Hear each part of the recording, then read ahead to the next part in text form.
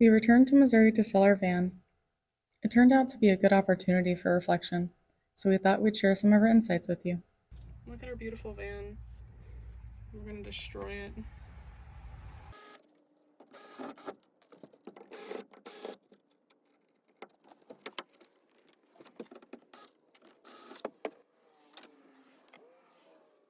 Oh my god, I have to rip it all down.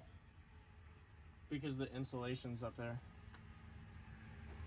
To expose the bolts to the solar, I have to take it all off. Paige and I pay close attention to our thoughts, the quality of which ends up determining the quality of our lives. And more than ever, we've come to feel like different people in a stable home. There's a study, colloquially referred to as Rat Park. In Rat Park, the rats could drink from one of two dispensers. One contained a morphine and water solution, and the other just contained water. The first group was isolated in laboratory cages once they were weaned, and they lived there until the experiment ended. The second group was housed in Rat Park, and they lived there until the experiment ended. The third was moved from their cages to Rat Park partway into the experiment, and the final group was moved out of Rat Park and into cages partway into the experiment. The rats in Rat Park resisted the morphine water. They'd try it occasionally, but they showed a statistically significant preference for the plain water. The caged rats, however, groups 1 and 3, took to the morphine instantly, drinking 19 times more morphine than the Rat Park rats. The moral of the story? We are inclined to seek stimulation if life isn't experienced properly. Here we'll draw your attention to a vice we still need to conquer. Coffee. Of course, this doesn't mean we should all be walking headfirst into traffic without any certainty of where we're going to sleep at night. Nor does it mean we're all reaching for drugs when we're bored. It means that we each have an inherent desire to experience life in a way that's satisfying and fulfilling. And when we begin to reach toward vice, we should be looking inward to see if there's a healthier way to satisfy what we're looking for. Vice comes in many forms. Sometimes it is drugs and alcohol, but it's often more subtle than that. It's the search for entertaining videos over educational videos. It's scrolling through social media instead of reading an article or a book. It's food as fun instead of food as fuel.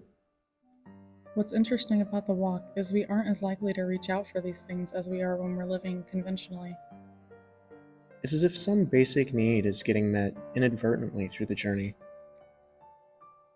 But how is this applicable to people with children, a farm, or any lifestyle that doesn't exactly favor long absences spent hobbling thousands of miles? Although the stimulation of the walk helps, it's the purpose which is dissolving the drive to self-satisfy in some unhealthy manner.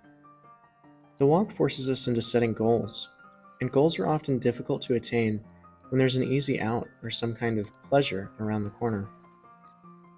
So we recommend contriving circumstances which will force the attainment of that goal.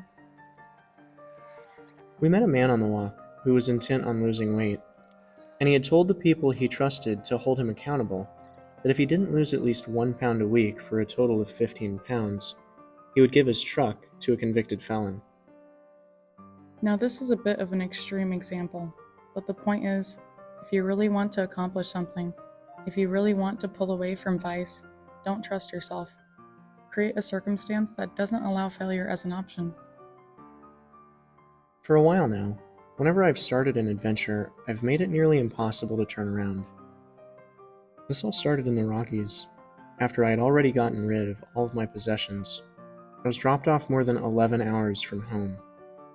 My ride had to work, and couldn't be turning around to come get me. And even now, when we start a loop for the walk, we get dropped off well away from home.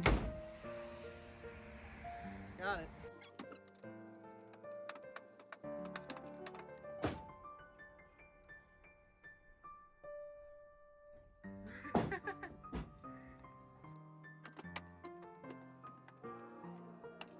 It's also important to work at something you believe in.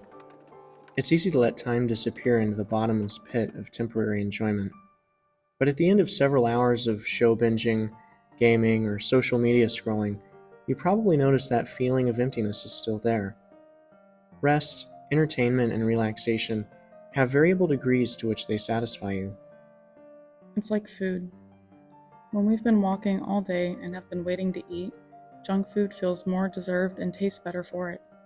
Even normal food can taste so much better than usual, bringing a normal sandwich up to the level of best sandwich you've ever had. But we don't need to get bogged down in shaping our actions or environment perfectly so that we don't squander our time. Our perspective is just as important. When you feel yourself reaching for something, whether it's your phone, food, or alcohol, always remind yourself that chasing the immediate want will not likely result in what you want. Ask yourself what you're really trying to achieve. How am I feeling? Am I bored? Am I trying to distract from something? If so, what is it I don't want to face? There's often something deeper behind every attempt at stimulating yourself. Returning home has been a great opportunity to think about the way we think, and it's strengthened our ambition for the walk even more. Ideally, we would all have a job that fulfilled us, an environment that tested us, and people that supported us. It's incredibly difficult to grow when none of these are present in our life. I need your help. We've chosen to be uncompromising about the way we live in an attempt to reach our best selves. But if it's not in the cards for you yet, remember that every step is a step toward fulfillment, strength of mind, and peace of mind. And, even if only by example, every increment toward becoming a better you is an increment toward bettering the world you inhabit. So the next time you reach out to satisfy some desire, remember that. Because what's more fulfilling than helping your fellow man?